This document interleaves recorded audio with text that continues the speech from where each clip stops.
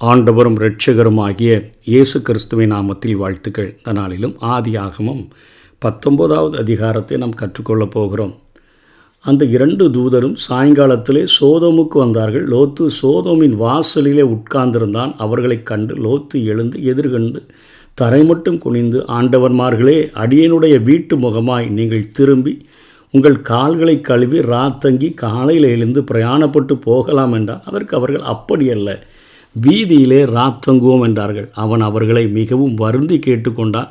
அப்பொழுது அவனிடத்திற்கு திரும்பி அவன் வீட்டிலே பிரவேசித்தார்கள். அவன் புளிப்பில்லாத அப்பங்களை சுட்டு அவர்களுக்கு விருந்து பண்ணினான். அவர்கள் புசித்தார்கள் என்று பார்க்கிறோம். அதாவது இப்போது கர்த்தர் ஆபிரகாமிட்ட பேசிட்டு ஆபிரகாமினுடைய அந்த ஜெபத்தெல்லாம் கேட்டுட்டு திரும்பி போயிட்டார். 2 தூதர்கள் மாத்திரம் சாயந்தரத்தில், அதாவது மாலை நேரத்தில் சோதம் குமர பட்டணத்திற்கு அவர்கள் வந்து சேருகிறார்கள். அவங்க வீதியில் ராத்தங்குகிறதுக்கு முடிவு பண்ணி வந்திருக்கிறாங்க. லோத்து வேகமாக அந்த பட்டணத்து வாசலில் உட்கார்ந்துருக்கிற லோத்து அவங்கள வருந்தி கூப்பிடுறாரு, வீட்டுக்கு வாங்க, வீட்டில் வந்து தங்குங்க அப்படின்னு சொல்லி. அதாவது அவருடைய வீட்டில் தங்குகிற அளவிற்கு அவர்களுடைய மனநிலை இல்லை. ஏன்னா அங்கே லோத்துவினுடைய மனைவி லோத்துவினுடைய சொல்ல கேட்க போகிறதில்ல. அவங்க வந்திருக்கிற விருந்தாளிகளுக்கு அவர்கள் சாப்பாடு செய்ய போகிறதில்ல. 2 குமாரத்திகள் இருக்கிறார்கள். 2 குமாரத்திகளுமே அந்த காரியத்தை செய்ய போகிறதில்ல. அவர்களுக்குன்னு மாப்பிள்ளை பார்த்து வச்சுருக்கிறாரு. மாப்பிள்ளையும் லோத்துவினுடைய சொல்ல அங்கே கேட்க போகிறதில்ல. அப்படிப்பட்ட சூழ்நிலையை தான் இந்த அதிகாரத்தில் நம்ம பார்க்கிறோம். அவனுடைய குடும்ப சூழ்நிலையை குறித்து தூதர்களுக்கு நல்லா தெரியுது. அவர்கள் மனித ரூபத்தில் வந்ததுனால தூதர்கள்னு கண்டுபிடிக்க முடியல. அப்படிப்பட்ட சூழ்நிலையின் மத்தியில் அவர்கள், நம்ம ராத்திரியில் நாங்கள் இங்கே வீதியில் தங்கிடுறோம்ப்பா, உன் குடும்பத்துக்கு வர்றதுக்கு எங்களுக்கு விருப்பம் இல்லை. ஏன்னா ஆபிரகாமினுடைய கூடாரத்தை நோக்கி வந்த கர்த்தரும் அந்த 2 தூதர்களும் அங்கே சாப்பிட்டாங்க. அதற்கு காரணம், அங்கே ஆபிரகாம் ஓடி சாராளிடத்தில் அப்பஞ்சுடும்படியான காரியத்தை செய்கிறான். அத்தனை வேலைக்காரர்கள் இருந்த போதிலும் தன்னுடைய மனைவியை வந்திருக்கிற விருந்தாளிகளுக்கு சாப்பாடு செய்யும்படியாக அவன் செய்கிறான். அவனே ஓடி போய் அங்கே ஒரு வேலைக்காரன்ட்ட சொல்லி ஒரு நல்ல அருமையான கழுத்த கன்றை பிடிச்சிட்டு வர சொல்லி சாப்பாடு செய்து பணிவிடை செய்கிற காரியங்களை பார்க்கிறோம். இங்கே லோத்து தான் இருந்து எல்லா காரியங்களையும் செய்து அவர்களுக்கு விருந்து பண்ணுகிறான். அவர்கள் புசிக்கிறார்கள். மனைவியோ 2 குமாரத்திகளோ அந்த காரியங்களிலே அவர்கள் எந்த உதவியும் செய்யவில்லை. லோத்துவுக்கு வீட்டில் எந்த ஒரு வாய்ஸும் இல்லை. அப்படிங்கிறதற்கு இவர்கள், அதனால் நாங்கள் வீதியில் தங்கிடுறப்போ உன் நிலைமையே பரிதாபமான நிலைமையில் இருக்குது, அதனால் நாங்கள் எப்படி உன்னை கஷ்டப்படுத்திட்டு நாங்கள் அங்கே வர்றதுன்னு சொல்லி அவர்கள் இருந்த நேரத்தில் அவனுடைய கண்டிப்பான ஒரு வருந்துதலினால் அவர்கள் அங்கே போய் உட்கார்றாங்க.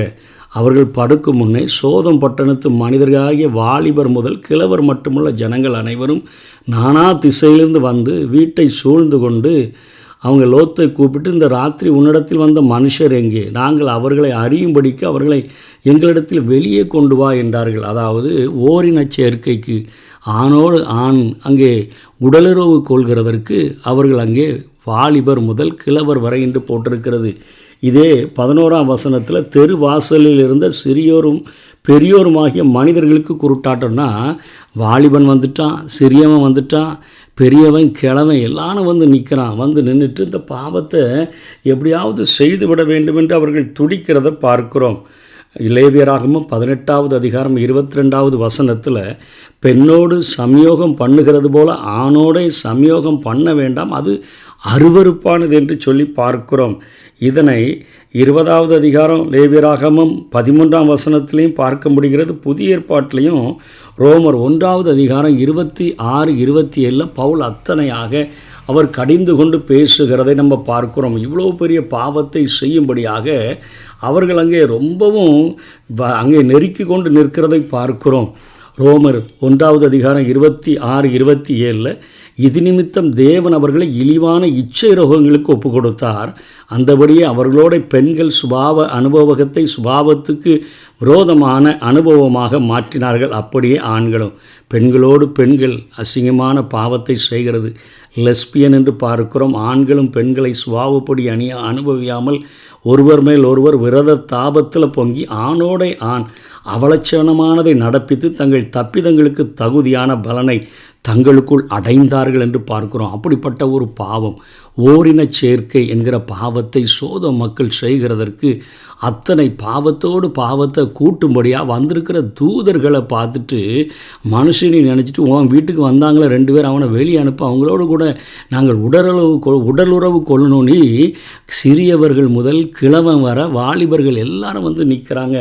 அதனால தான் நம்ம பார்க்கிறோம். வெளிப்படுத்தல் 20:12 மரித்தோராகிய சிறியோரையும் பெரியோரையும் தேவனுக்கு முன்பாக நிற்க கண்டேன் என்று பார்க்கிறோம். சோதோமினுடைய முக்கியமான பாவம் அது வந்து ஒரு ஓரின சேர்க்கைன்னு பார்க்கிறோம். நிர்விசாரம், சாங்கோபம், ஏழைகளுடைய கைகளை திடப்படுத்தலைன்னு சொல்லி எசேக்கியேல் தீர்க்கதரிசி எழுதும் பொழுது அங்கே ஏழைகளின் மேலே அவர்களுக்கு ஒரு கரிசனையும் இல்லாமல் இருந்தது என்கிற பாவங்களை குறித்து அங்கே எழுதுகிறதை பார்க்கிறோம். சோதோமினுடைய பாவங்கள் இயேசு கிறிஸ்துவினால் எச்சரிக்கப்படுகிறதை பார்க்கிறோம். யூதாவினால் சொல்லி காட்டப்படுகிறதை பார்க்கிறோம்.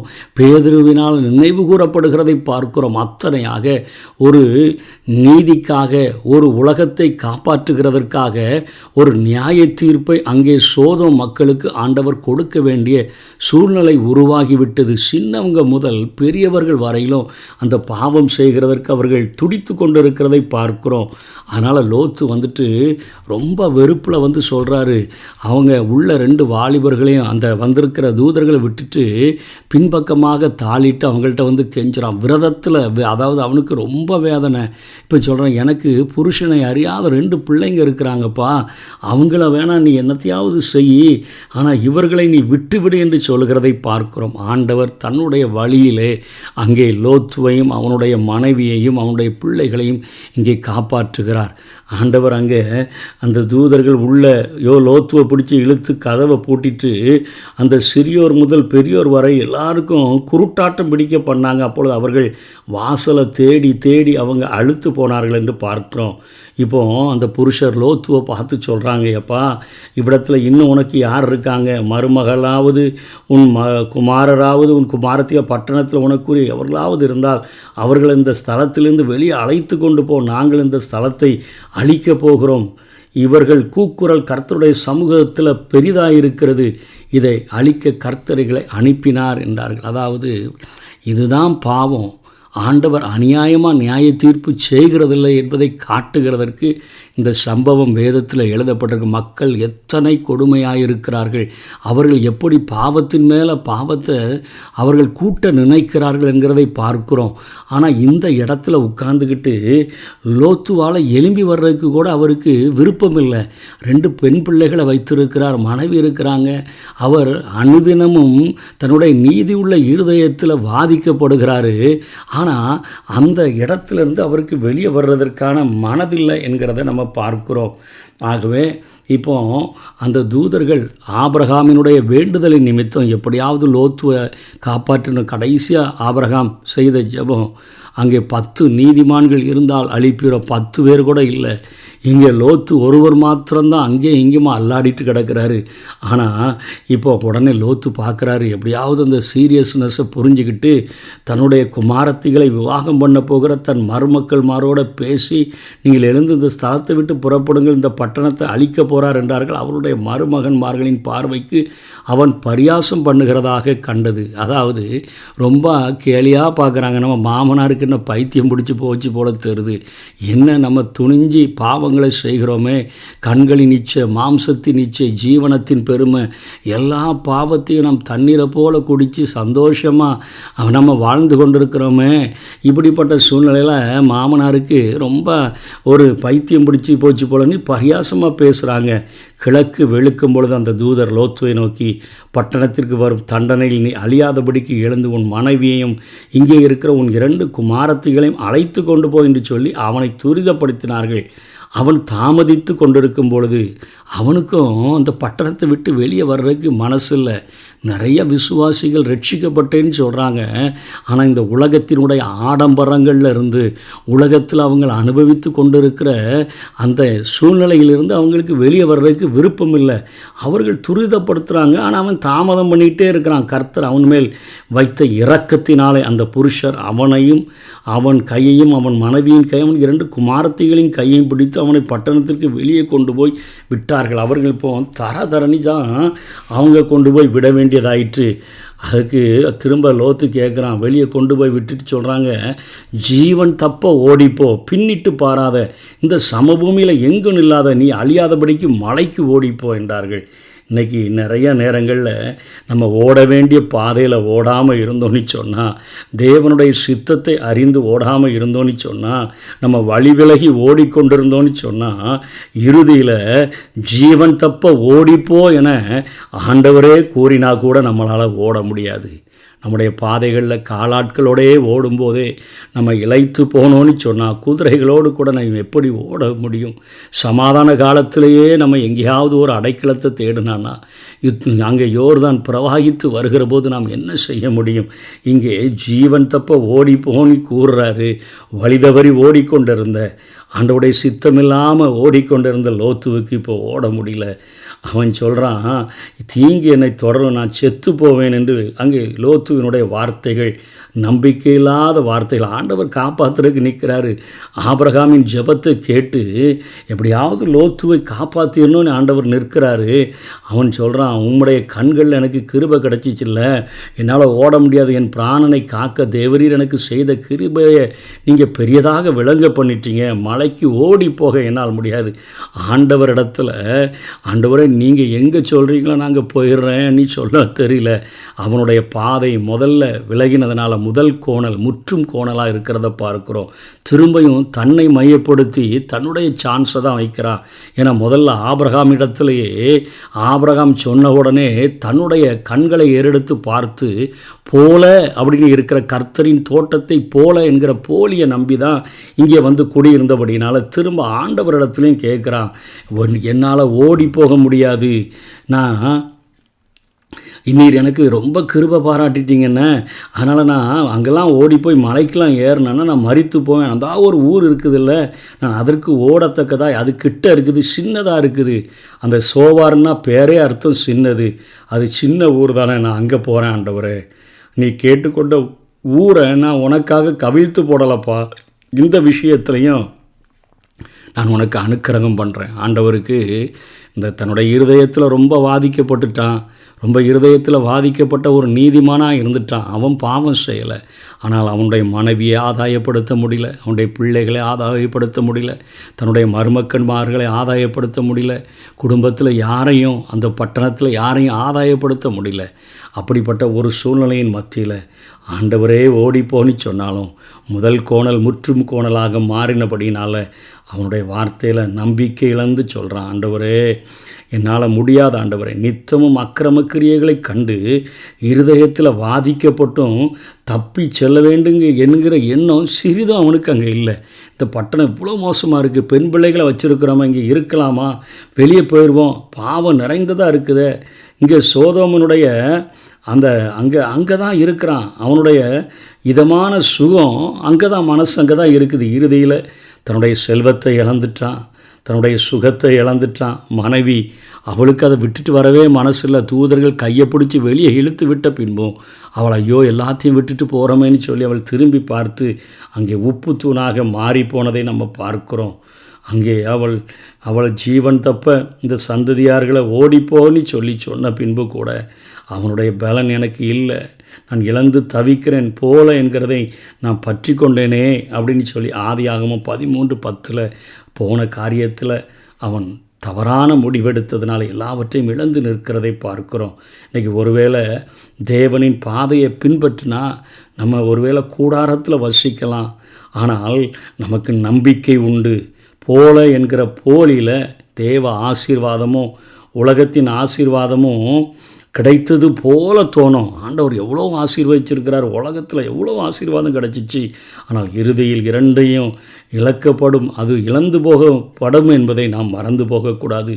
தேவ சித்தத்தை மையமாக வைத்து வாழ்ந்தோன்னு சொன்னால் நிச்சயமாக கர்த்தருடைய ஆசீர்வாதமே ஐஸ்வர்யத்தை தரும். அவர் அதனோட கூட வேதனையை கூட்டவே மாட்டார். அதனால் நம்ம தூசியை உதறிட்டு நம்ம எழும்பி செல்லுகிறதற்கு அழைக்கப்பட்டிருக்கிறோம். நமக்கு வேதத்தில் சொல்லும் பொழுது பவுல் கொரிந்து சபைக்கு எழுதுகிற பொழுது தெளிவாக எழுதுகிறார். இங்கே நீதிமான அங்கே நீதிக்கும் அநீதிக்கும் சம்பந்தம் ஏது? ஒளிக்கும் இருளுக்கும் ஐக்கியம் ஏது? விசுவாசிக்கும் அவிசுவாசிக்கும் என்னையா சம்பந்தம்? நம்ம இங்கே இருக்கிறோமே அப்படின்னு சொல்லி நம்ம அந்த இடங்களை தெரிந்து கொள்ளுகிறதற்கு நமக்கு ஆண்டவர் கிருபைகளை தந்திருக்கிறாரு. இல்லைன்னு சொன்னால் நிச்சயமாக நம்முடைய வாழ்க்கையில் ஒரு மிகப்பெரிய ஒரு அழிவு வரும். ஓடிடலாம் அப்படின்னு நினச்சா கூட அங்கே ஓட முடியாத ஒரு சூழ்நிலை. ஆரம்பத்திலேயே வழி விலகிவிட்ட, தேவ சித்தத்தை விட்டு விலகிவிட்ட, தன்னுடைய மைய சித்தத்தையே மையமாக வைத்து வாழ்ந்த லோத்துவினால் ஆண்டவரே சொல்லும்போது கூட, மலைக்கு ஓடிப்போன்னு சொன்னது போது கூட இவருடைய செலெக்ஷன் தான். நான் அந்த சின்ன ஊர் சோவாரில் போய் நான் இருந்துக்கிறேன்னு சொல்கிறாரு. அங்கே சோவாருக்குள் வரும்பொழுது பூமியின் மேல் சூரியன் உதித்தது. அப்பொழுது கர்த்தர் சோதோமின் மேலும் கொமராவின் மேலும் கர்த்தராலே வானத்திலிருந்து அப்படியே கந்தகம் அக்கினிலாம் இறங்கி வருது. பட்டணங்கள் எல்லாம் அப்படியே அவர்கள் பயிர் கீர் எல்லாம் அழிஞ்சு போகுது. அவன் மனைவியோ பின்னிட்டு பார்த்து உப்பு தூணானால். விடியற் காலத்தில் ஆபிரகாம் எழுந்து தான் கர்த்தருக்கு முன்பாக நின்ற இடத்திற்கு போய் சோதம் கொமராம் பட்டணத்தின் திசையும் சமபூமியாகி அந்த நாடு முழுவதையும் நோக்கி பார்த்தான். அந்த பூமியின் புகை சூளையின் புகை போல எழும்பி வருது. அந்த சமவெளியின் பட்டணங்களை அழிக்கும்போது தேவன் ஆபிரகாமை நினைத்து லோத்து குடியிருந்த பட்டணங்களை தாம் கவிழ்த்து போடுகையில் லோத்தை அந்த அழிவின் நடுவிலிருந்து தப்பி போகும்படி அனுப்பிவிட்டார். அதாவது ஒரு மன்றாட்டின் ஜெபம் நினைவு கூறப்படுகிறது. ஆண்டவர் ஆபிரகாமை நினைத்துத்தான் இத்தனை இரக்கம் பாராட்டுகிறார். வெயிட் பண்ணுறாரு. தீவிரத்தை, அந்த பாவத்தின் கொடுமையை பார்த்துட்டு ஆண்டவர் அழிக்க நினைக்கும் பொழுது நீதிமானையும் சேர்த்து அழிக்க விரும்புறதில்லை. உலகத்தின் முடிவில் இதுதான் நடக்கப் போகிறது. ஆண்டவர் நீதிமான்களை அவர் அப்படியே தன்னுடைய ரகசிய வருகையில் எடுத்துக்கொண்ட பின்பு தான் இந்த பூமியில் உபத்திரவ காலம் 3.5 வருடமும் மகா உபத்திரவ காலம் 3.5 வருடங்களும் தொடங்கப் போகிறது. ஆகவே ஆபிரகாமை நினைத்து அங்கே இருக்கக்கூடிய லோத்துவை அவன் குடும்பத்தோடு கூட காப்பாற்ற நினைத்தார். ஆனால் மனைவி உப்பு தூணானது பார்க்கிறோம். அவர்கள் சோவாரை விட்டு போய் அவனோடு கூட அவனுடைய 2 குமாரத்துகளும் மலையில் போய் அங்கே வாசம் பண்ணுகிறார்கள். லோத்துவுக்கு மகள்கள் மேலேயும் எந்த செல்வாக்கும் இல்லை. அங்கே லோத்து கவலைக்குரிய ஒரு நிலைமையில் இருக்கிறாரு. அவன் போதனையை கொடுத்தா கூட அவங்க அதை நம்புகிறதில்ல. தன்னுடைய பேராசையினால் தவறான தேர்வை செய்து சோதமிலிருந்து தன்னை விலக்கி வைத்து கொள்ள அவன் விரும்பலை. சோதம் எப்படிப்பட்டதுன்னு சொல்லி அவனுக்கு தெரிஞ்ச போதிலும் கூட 2 பேர் 2வது அதிகாரம் 6-8 வரை பார்க்குறோம். அந்த அக்கிரமத்தெல்லாம் பார்த்து தினமும் இருதயம் வாதிக்குது. ஆனால் அந்த இடத்த விட்டு அவன் வெளியே வர்றதுக்கு அவனுக்கு கொஞ்சம் கூட விருப்பம் இல்லாமல் இருக்கிறான். அதாவது ரட்சிக்கப்பட்டிருந்தாலும் அவனுக்கு ஒரு சுகபோக வாழ்க்கையின் மேலே ஒரு பெரிய ஒரு ஆசையை விட்டுட்டு வெளியே வர்றதுக்கு இன்றைக்கி உலகத்தை வெறுக்கிறதுக்கு மக்களுக்கு விருப்பம் இல்லை. 1 கொரிந்தியர் 3வது அதிகாரம் 1-15 வரை பவுல் இதை எழுதுகிறார். ஆகவே நம்ம எப்படி வாழ்வதென்று தேவனுடைய வார்த்தையிலிருந்து நம்ம கற்றுக்கொள்ளணும். ஆண்டவரே, நாங்கள் எப்படி வாழணும்ப்பா, இந்த உலகத்தில் நாங்கள் எப்படி ஜீவிக்கணும் அப்படிங்கிறத கற்றுக்கொள்ளணும். 1 யோவான் 2வது அதிகாரத்தில் 16-17 வரையிலும் பார்க்கும்பொழுது, ஏனெனில் மாம்சத்தின் இச்சையும் கண்களின் இச்சையும் ஜீவனத்தின் பெருமையுமாகிய உலகத்தில் உள்ளவைகள் எல்லாம் பிதாவினால் உண்டானவைகள் அல்ல, அவைகள் உலகத்தினால் உண்டானவைகள். உலகமும் அதன் இச்சையும் ஒளிந்து போம், தேவனுடைய சித்தத்தின்படி செய்கிறவனோ என்றென்றைக்கும் நிலைத்திருப்பான். இன்றைக்கு ஆபிரகாமினுடைய சந்ததி நிலைத்திருக்கிறது. இன்றைய வரைக்கும் அது ஒரு இஸ்ரவேல் தேசமாக இந்த உலகத்தில் எத்தனையோ நாடுகள் எதிர்த்தாலும், உலகமே எதிர்த்தாலும் அந்த நாடு இன்றைக்கு நிற்பதற்கு காரணம் ஆபிரகாமின் மேலே தேவன் காண்பித்த ஒரு அன்பு என்பதை நாம் உணர்ந்து கொள்ள வேண்டும். 2 கொரிந்தியர் 6வது அதிகாரம் 14-18 வரையிலும் நம்ம இந்த உலகத்தில் யார் கூட ஐக்கியப்பட்டிருக்கிறோம், எதோடு ஐக்கியப்பட்டிருக்கிறோம்? விசுவாசிக்கும் அவிசுவாசிக்கும் என்னையா சம்பந்தம்? நம்ம அவர்களை விட்டு பிரிந்து நம்ம இருந்தால் தான் தேவன் நம்ம மத்தியில் உலாவி நமக்கு தேவனாக இருக்க முடியும். நம்ம அவருடைய குமாரர்களாக குமாரத்திகளாக அவருடைய ஜனங்களாக நாம் இருக்க முடியும். ஆகவே பின்பு என்ன நடக்குது அப்படின்னு சொன்னால், மோவாபியருக்கும் அம்மோனியருக்கும் அங்கே லோத்துவினுடைய பிள்ளைங்க புருஷனை கூட்டிகிட்டு வர முடியல. தகப்பனுக்கு மதுவை குடிக்க கொடுத்து அங்கே சாபமுள்ள சந்ததியை பெற்றெடுக்கிறதை பார்க்கிறோம். அவர்கள் தகப்பனால் கற்பவதியாகி மூத்தவன் ஒரு குமாரனை பெற்று அவனுக்கு மோவாப் என்று பெயரிட்டான். அவன் நாள் வரைக்கும் இருக்க மோவாபியருக்கு தகப்பன். இளையவளும் ஒரு குமாரனை பெற்று அவனுக்கு பென்னமி என்று பெயரிட்டாள். அவன் இந்நாள் வரைக்கும் இருக்கிற அம்மோன் புத்திரருக்கு தகப்பன். இஸ்ரவேல் ஜனங்களுக்கு விரோதமாக அம்மோனியர்களும் மோவாபியர்களும் எப்பொழுதுமே எதிர்த்து நின்றதை நம்ம வேதத்தில் பார்க்கிறோம். 2 சாபமுள்ள சந்ததியை தகப்பனுக்கு மதுவை கொடுத்து தகப்பனோடு கூட உடலுறவு கொண்டு அங்கே குமாரன்களை பெற்றதை நம்ம இங்கே பார்க்கிறோம். சாபம் உள்ள சந்ததி இந்த உலகத்துக்கு தந்து விட்டதை பார்க்கிறோம். முதல் கோணல் முற்றும் கோணலாக அது மாறிப்போனது நம்முடைய வாழ்க்கையில். ஆண்டவரே, எங்கள் வாழ்க்கையில் நீர் வைக்கிற இடத்துல நாங்கள் இருக்க, உம்முடைய சித்தத்தை அறிந்து வாழ, நீங்கள் சொல்லுகிற காரியத்தில் நாங்கள் கீழ்ப்படிந்து இருக்க எங்களுக்கு உதவி செய்யுங்கன்னு சொல்லி கேட்டு, நம்ம விசுவாசியாக்கப்பட்டு ரட்சிக்கப்பட்ட பின்பு தேவ சித்தத்தின் மையத்தில் வாழ்கிறதற்கு ஒப்பு கொடுத்து வாழுவோம். கர்த்தர் தாமே நம்மை ஆசீர்வதிப்பாராக. ஆமென்.